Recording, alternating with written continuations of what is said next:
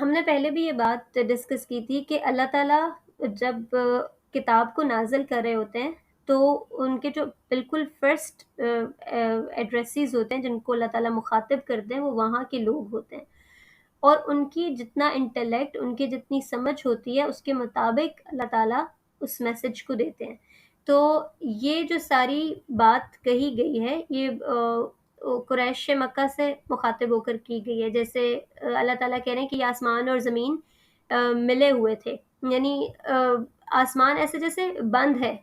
اور زمین بھی بند ہے۔ جب بارش نہیں ہوتی تو نہ آسمان سے پانی آ رہا ہوتا ہے، جیسے اس کے دروازے بند ہو گئے ہیں، اور پھر زمین بھی ایسے جیسے بند ہو گئی ہے، اس کے اندر جو بیج ڈالا ہے وہ نکل کر باہر نہیں آ رہا اور پودا نہیں بن رہا۔ تو انہیں پتہ ہے کہ جو بھی زندگی کا کارخانہ چل رہا ہے وہ پانی سے چل رہا ہے، آسمان سے پانی صاف ستھرا تازہ آئے گا، وہ زمین میں جائے گا، جو انہوں نے بیج بوئے ہیں اس سے پودے نکل کر آئیں گے اور آگے زندگی چلے گی۔ پھر اسی طرح جب گھومتے پھرتے تھے تو دیکھتے تھے کہ کس طرح پہاڑ ایک عظمت کی نشانی بن کر کھڑے ہوئے ہیں، اور یہ کہ اس کی وجہ سے زمین ایک اپنی جگہ پر فکسڈ ہے۔ لیکن آج کے زمانے میں کیا ہوا کہ ہم نے انہی آیات کو لیا اور ان میں سے ہم نے یہ جو خاص طور پہ سورہ انبیاء کا پورشن ہے، آیت نمبر 30 ٹو 33، اس سے ہم اس کو سائنس کے مطابق پروف کرنے کی کوشش کرتے ہیں۔ جیسے یہ جو آیت ہے کانتا رتقا ففتقناہما، یہ سب ملا ہوا تھا، پھر ہم نے ان کو پھاڑ کر الگ کیا، تو اس سے ہم مسلمان بگ بینگ کو کہتے ہیں کہ دیکھیں اللہ تعالیٰ نے بگ بینگ کو اس میں مینشن کیا ہے۔ پھر اسی طرح ہر چیز کو پانی سے بنایا ہے، یا سورج اور چاند اپنے مدار میں گھوم رہے ہیں تو اس سے ہم وہ سولر سسٹم کو ڈیفائن کرتے ہیں۔ اس سب کو کرنے میں کوئی برائی نہیں ہے، لیکن پرابلم یہ ہے کہ اللہ تعالیٰ نے اس کتاب کو ایز اے سائنس کی کتاب نازل نہیں کیا تھا۔ اللہ تعالیٰ نے ایفیکٹس بتانے کے لیے نازل نہیں کیا تھا، کیونکہ اس زمانے کا جو علم ہے وہ سائنس نہیں تھا۔ اس زمانے کے علم بس دو ہی تھے، ایک یہ کہ عربی زبان، اور دوسرا ان کی جو عقل اور سمجھ تھی، جس کو بار بار اللہ تعالیٰ قرآن پاک میں لاجکس دے کر سمجھاتے ہیں، اور وہ لاجکس آج تک ہم جب پڑھتے ہیں تو ہمیں سمجھ آتی ہیں، دل کو لگتی ہیں۔ وہ اس طرح کی لاجکس نہیں تھی کہ بالکل چائلڈش ہو، وہ ابھی بھی ہمیں سمجھ آتی ہیں۔ اسی چیز کے لیے اللہ تعالیٰ پھر انہیں کہتے تھے کہ اگر تم سے ہو سکتا ہے تو تم ایک صورت ہی بنا کر لے آؤ۔ تو اس میں کیا دو باتیں تھیں، ایک یہ کہ ایسی عربی زبان کا استعمال کرو، تم لوگ عربی کے ماہر ہو تو ایسی زبان بھی استعمال کرو، اور پھر اس میں ایسی عقل کی بات بھی کرو، ایسی فطرت کے مسلمات اور عقل کے اوپر بیٹھتی ہوئی بات کرو جو دوسرے کے دل کو اپیل کرے۔ اور پھر وہ اس چیز پر قادر نہیں تھی، یعنی ہمیں شاید یہ لگتا تھا مجھے بچپن میں کہ انہیں اتنی اچھی عربی نہیں آتی تھی کہ وہ قرآن کے مقابلے میں اس طرح کی عربی بول سکے۔ ایسا نہیں تھا، وہ دلیل جو قرآن دے رہا تھا وہ اپنے بتوں کے لیے اس طرح کی دلیل کہیں سے لا نہیں سکتے تھے، وہ کوئی ایسی کتاب پروڈیوس نہیں کر پا رہے تھے، ایسی صورت، ایسی آیت بھی کہ جو عقل کے اوپر بھی پوری بیٹھتی ہو، اور پھر عربی زبان کے بھی مطابق ہو، اور پھر انسان اسے ایکسیپٹ بھی کر لے۔ تو جب اللہ تعالیٰ کہتے ہیں کوئی صورت لے آؤ، تو اسی طرح اس وقت کا علم جو تھا وہ تھا، وہ سائنس نہیں تھا۔ اب جب ہم اس کو سائنس سے کمپیئر کرتے ہیں قرآن کو، تو پرابلم یہ ہے کہ سائنس تو خود ایوالو کر رہی ہے، سائنس تو ایک سبجیکٹ ہے، ایک پورا اسٹڈی ہے جس کو لوگ کر رہے ہیں۔ وہ کبھی کہتے تھے کہ زمین فلیٹ ہے، آج وہ کہتے ہیں کہ زمین گول ہے، کل وہ ایک مزید ریسرچ کریں گے اور پھر کہیں گے کہ زمین فلیٹ ہے، اور فلیٹ ارتھرز ابھی بھی ایگزسٹ کرتے ہیں جو اس چیز کو پروف کر رہے ہوتے ہیں لوگ کہ زمین جو ہے وہ فلیٹ ہے۔ تو اللہ تعالیٰ قرآن کو جب ہم غور سے پڑھتے ہیں تو ہمیں سمجھ آتا ہے کہ اللہ تعالیٰ نے اس چیزوں کو اگر مینشن بھی کیا ہے تو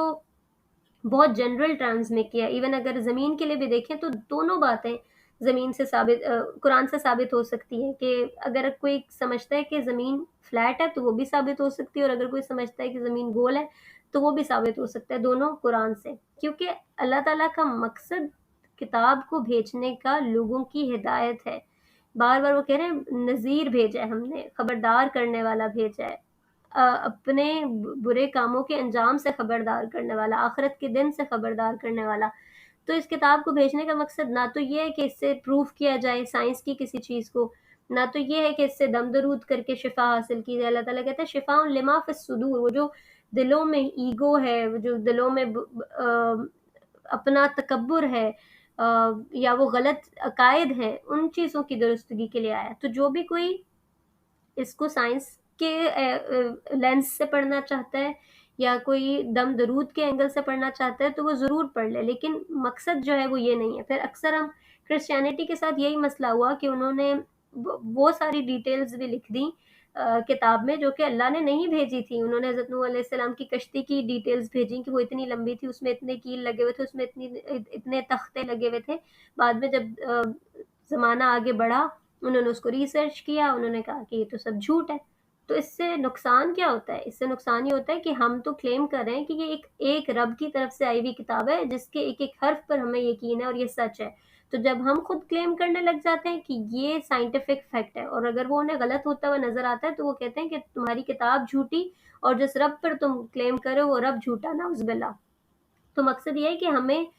ان چیزوں کو ثابت نہیں کرنا۔ میری پرسنل اوپینین یہ ہے کہ ہم اس بحث میں نہ پڑیں کہ یہاں سے یہ سائنٹیفک فیکٹ پورا ہوتا ہے یا یہاں سے یہ لنگوسٹک فیکٹ پورا ہو رہا ہے، یا یہ کہ اس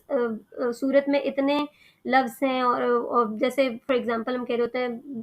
70 دفعہ جہنم کا ذکر آیا تو 70 دفعہ ہی جنت کا ذکر آیا۔ کیا اگر یہ ذکر نہیں آیا ہوا ہوگا تو میں قرآن پر بلیو نہیں کروں گی؟ قرآن پر جو بلیو ہے کسی بھی انسان کا وہ اس بنیاد پر ہونا چاہیے کہ کیا اس کی کوئی بات مجھے میری عقل سمجھ اور جو حقائق ہیں اس سے اپوزٹ نظر آ رہی ہے۔ اگر نظر آ رہی ہے تو میں اسے اسکیپٹیکل ہو کر دیکھوں گی اور پھر میں ویریفائی کرنے کی کوشش کروں گی، لیکن اس پر بلیو میرا پرسنل اوپینین یہ ہے کہ اس لیے نہیں ہونا چاہیے کہ یہ سائنس کی کوئی بات کو واضح کرتا ہے یا کسی اور چیز کو۔ ہاں اگر کسی کے ایمان میں اضافہ ہو رہا ہے اور وہ پڑھ کر جھوم اٹھتا ہے کہ واہ کیا بات کی اللہ تعالیٰ نے، تو اس میں کوئی مذائقہ نہیں ہے۔ لیکن پرابلم یہ ہو گیا ہے کہ دنیا گلوبل ولیج بن گئی ہے۔ اب ہم انٹرنیٹ کے تھرو پوری دنیا تک اپنی بات پہنچاتے ہیں اور ان سے سنتے بھی ہیں۔ تو جب ہمارے بچے اس بنیاد کو آگے لے کر جائیں گے تو آگے سے وہ لوگ اپنے تیر تلواریں تیز کر کے بیٹھے ہوئے، کیونکہ وہ بڑے تیار بیٹھے ہوئے اٹیک کرنے پر، اسلام کے اوپر بھی، قرآن کے اوپر بھی، نعوذ باللہ اللہ تعالیٰ کی ذات کے اوپر بھی۔ تو جب ہمیں یہ ڈفرینس نہیں پتا ہوگا، ہم اس کو ایز اے سائنس کی کتاب جا کر سامنے رکھیں گے اور وہ ہمیں وہاں پر آؤٹ کر دیں گے، تو پھر ہم ایک دم سے گھبرا جائیں گے کہ اوہو کیا یہ کتاب غلط ہے؟ تو نہیں، مقصد یہ ہے کہ اس کتاب کو بھیجنے کا مقصد اللہ تعالیٰ نے ہدایت بتایا ہے۔ تو